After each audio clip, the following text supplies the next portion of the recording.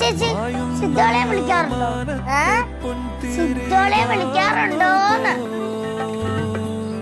സിദ്ധു നല്ല കേട്ടുപരിചയമുള്ളത്. ആരാ കേസിയുള്ളത്? നമ്മുടെ കല്ലുവിന്റെ കല്യാണത്തിന് ഇവിടുത്തെ ഒരാള് വരും എന്ന് പറഞ്ഞിട്ട് ലീവ് കിട്ടിയില്ല എന്ന് പറഞ്ഞ അവസാനം വീഡിയോ കോൾ ചെയ്യുന്ന ഒരാളെ ഓർമ്മയുണ്ടോ? ആ അത് തന്നെ. എന്നാ ഭാര്യ ഇവിടെ ഇരിപ്പുണ്ടെന്നുള്ള ഒരു ചിന്തയെങ്കിലും വേണ്ടേ? അതെങ്കിലും ഓർത്തൊന്നും വരണ്ടായോ?